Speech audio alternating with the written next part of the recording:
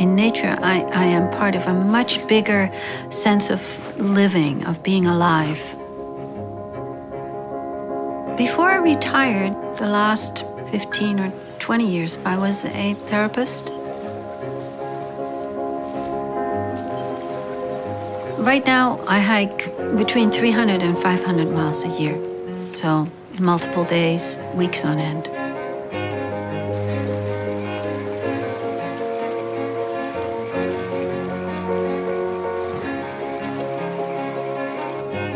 When you get lost somewhere, you enter the unknown. That's where I find myself again. You just feel like you're part of this beautiful universe that is turning and revealing itself moment by moment. I wouldn't necessarily say hiking makes one happy. It can, but the essence is do something that you feel passionate about. This is my time. Hello, I'm here with Dami Roelse. I'm very happy about it, speaking to her on behalf of the Tour de Planet. I met Dami virtually through the work of Katie Bowman, because I listened to one of the interviews Katie made with you, Dami, and now I'm very happy that I'm speaking to you. I wanted to ask you if probably people have to know you're a mover, you're a hiker, you're a long-distance hiker, and that's probably what also made you famous somehow about, because you wrote a book. I did, and you've got the book, thank you. And I wanted to ask you, were you already a mover when you were back then in Holland? Were your parents movers? Yes, my father was an athlete, and as you could see, I dedicated the book to my father because when we were little, we would go camp in the dunes. We didn't go very far. We didn't have a car. So we bicycled, or we took a bus or a train, and that was a big ordeal. So, we stayed close to home. And my father would get us up early in the mornings, and he'd say, and I cannot find a good word for it. It's dauwtrappen. It means that you're actually squashing the dew in the morning. You get up early so you can walk in the dunes when it's all dewy. And, he always had such kind of plans for us, and we just went along, and it was kind of secret. Be quiet, don't wake up your mother, and we're going. And so he put that sense of adventure in me, I think. Or take after him, because also probably a love for nature, or for being outside, right? Outdoors. Just moving, I think, and being outside. Yes, definitely. Yes. The speciality, I think, about your moving is that you move even now, and you're not that young anymore. I don't know exactly. No, we can say how old I am. I'm 73 now. Yeah. And I hope my moving days aren't over, but my body's definitely changing now. Mm-hmm. So, and I know there are other women older than I am who are still doing distances. So it's possible, but each body is different. So I'm dealing with some injuries, and injuries seem to come a lot easier now that I'm in my 70s than ever before. I never had too many injuries. So yeah. And especially I wanted to ask about your project with women over 50, because that is what your blog was called, I think, Walking Woman 50 Plus or something. Yeah, Walking Women 50 Plus. Can you tell you also why? Because To the Planet is a movement. We wanted to go by bicycle to the COP26, and I'm not a biker, I'm a hiker. And that's why I'm interested in hiking. And especially I wanted to know, because I'm also over 50. Tell us about this age class, because many of ours are young, they're young people, but there are also some older people like me. Yeah. So, and that's why I wanted to bring you into this issue. Maybe you can talk about this. Well, I think it's a great opportunity for us older people to connect with younger people about these issues, because, we've lived, and I feel partially guilty for some of the things that my generation has created, but also I think we can talk about that more later in terms of climate. But what I bring here, especially in the US, I saw this, this is a car-centric society.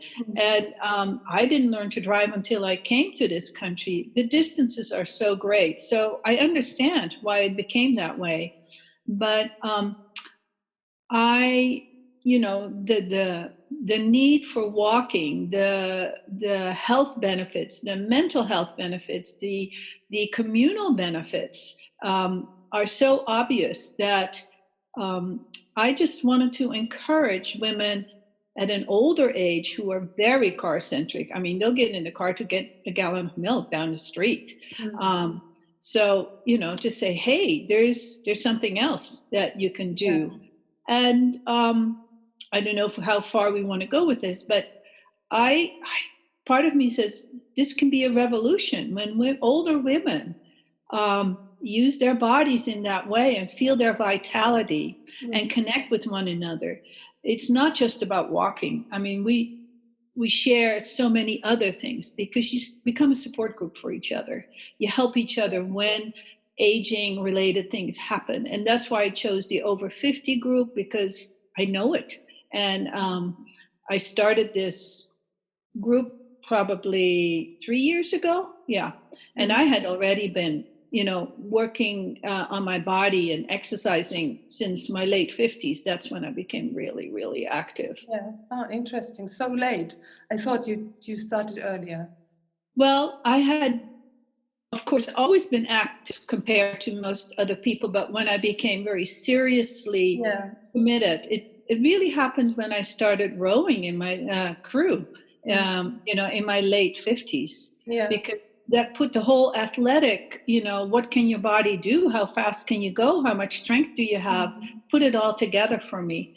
And at first, walking was still more something that I would do around town, or in the summer, I would go for shorter backpacking trips until I discovered what hiking, the long distance hiking, could do for you. Yes. Yeah. I think especially maybe you can talk about this also in terms of the climate change we have and the connection to that we use a lot of fossil fuels. You don't use the motor of our body, we use other motors, to get things moved. If this is the elevator or the car or anything, I think probably in America it's stronger, but it's in Germany, for example, it's strong too in the big cities where you could bike.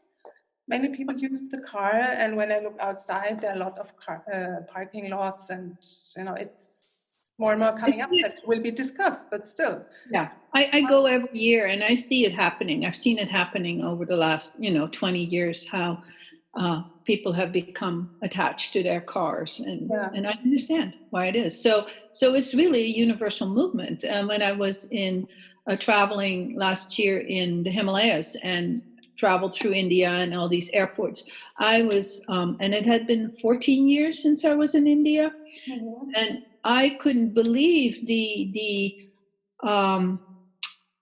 change in the bodies that I saw, where Indians used to be quite slim, and maybe some people who were very wealthy were overweight. Now everybody was overweight, and people had trouble walking around airports, and this is happening in all societies that are quote unquote having some progress happening in their life, where people become wealthier and they can afford cars and they can afford the Western lifestyle, which is really bad for them. Yeah. And did you see on your travels, on your hikes, did you see some changes in the landscape? I mean, you have been several times in the Himalayas, right? Yes, and I went back for that reason. Yeah. Did you see any changes? I wanted to see, because when I was 24, I was in Nepal. I was in India and then in Nepal, and we trekked to Mount Everest base camp, and that was in June, and then I was back in June 14 years ago in the Himalayas, and then again now. And when I flew over from Delhi, there was hardly any snow on the mountains. I couldn't believe it. And yes, it was late August. It was August, But, there used to be snow year round. Yeah. And they said it had been a low snow year. Well, okay. And then I had seen pictures of the Mount Everest glacier, which is no longer, when you go up to Mount Everest, you hike on rock. We hiked on snow. There was no rock visible. And several, all kinds of glaciers that I saw traveling around in Tibet and Kailas. It is really obvious that there's no snow. And what happens, Indus, Ganges, all these great rivers that start at Kailas. That's why I went to Kailas, the three great ones, the Brahmaputra, the Indus, and the Ganges start there. And, it's a pool, a slimy green pool. There was no water coming in. And so if that keeps happening, well, we know what's happening in India. I mean, no water in India. Agriculture they have just developed all this agriculture, and they're using way more water than they used to, and they won't have it. Yeah, exactly. We think we're in a, unprecedented time right now with COVID-19, but this is just the tip of the iceberg. Yeah, I mean, here in Germany, we have this youth movement, the Fridays for Future, which is worldwide, and they connect very much this COVID and the climate crisis. It seems a little bit as if we forget that there is a climate crisis. There's now the COVID crisis, but the climate crisis is still there. It's obvious. I mean, it seems to be linked also, You see, if people don't believe it, they can see it right now. They can experience it, that the pollution has gone down so much in all these places. So it's just a moment we can have a taste of what the world could be like. Yeah. And, as an older person, I've been, always on the fringes or involved in some kind of activism in my life. Trying to make some positive changes. I mean, it started with, I was in university in the late 60s in Amsterdam. So, we had the occupation of the university. We want to develop new ways of expressing ourselves, new communication. We had we met not in classes, but in a circle with, everybody had the same say, all that, those systems were started then. And I took that with me in my life. And then, of course, when you start traveling, I went overland from Amsterdam to Delhi and all around India and Nepal. And that was, of course, a real pivotal time in my life about how big the world is. I had already traveled in Europe quite a bit. Yes.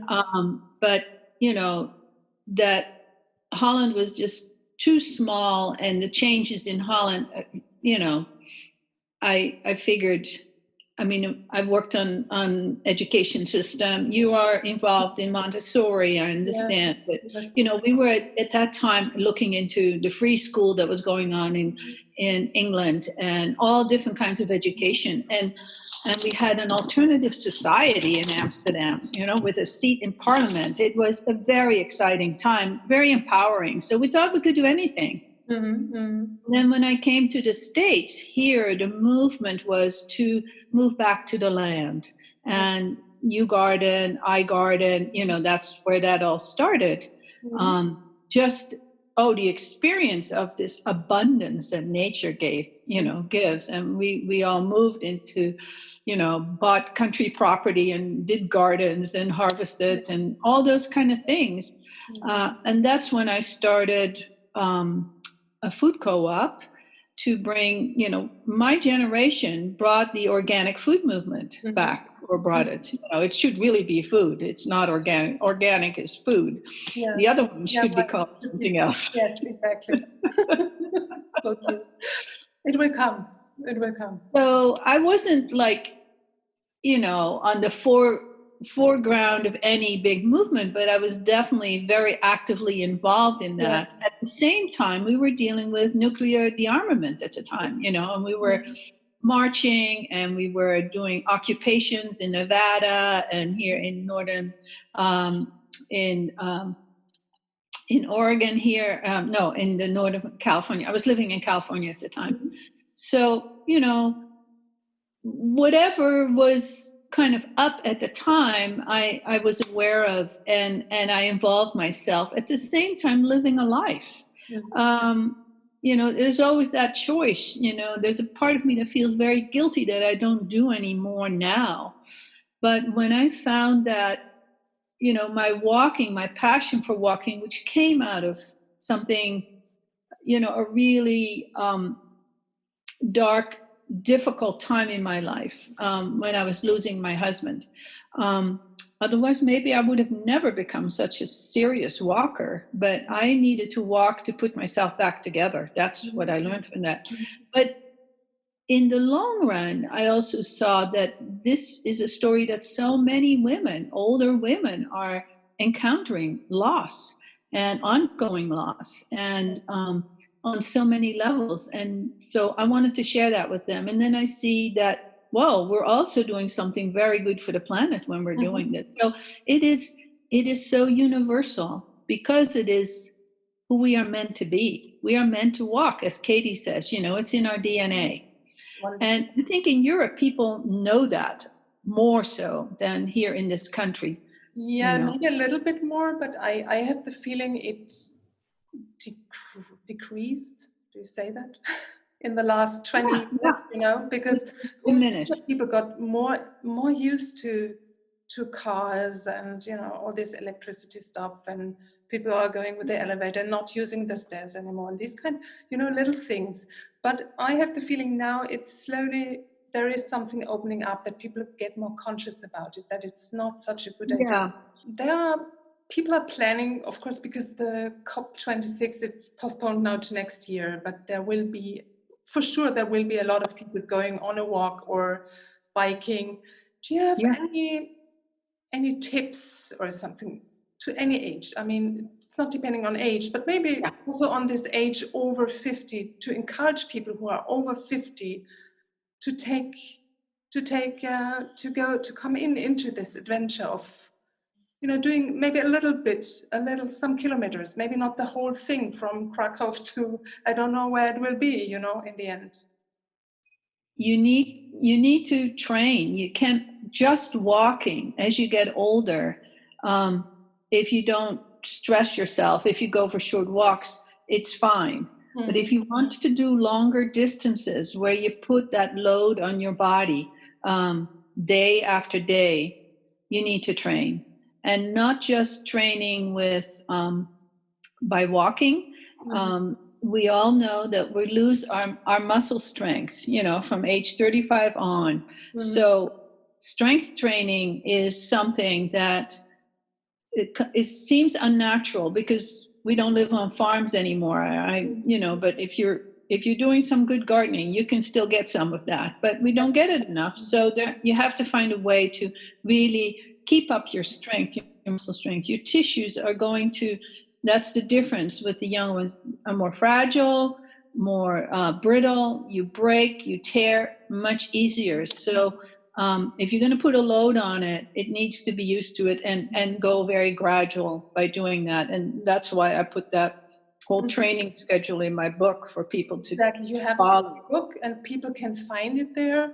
And I think or they can go to my website and they can download it. It's free. You can just get the training, but it's probably a good idea to read more around it of why to do what I do. So there's also aerobic training. I don't know if in Europe you're familiar with high interval training. Yeah. So walking, you can do that by walking.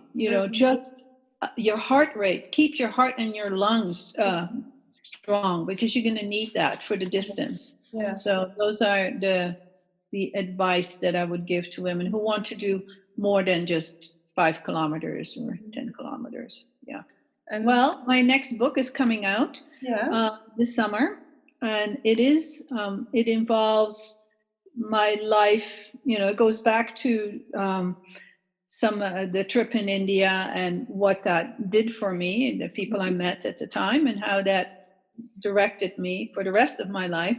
Yeah. But also the loss of my husband and my trip in the Himalayas. I went for a 12-day trek by myself at the time, and well, I had a guide and a horseman, but it was a solo trek.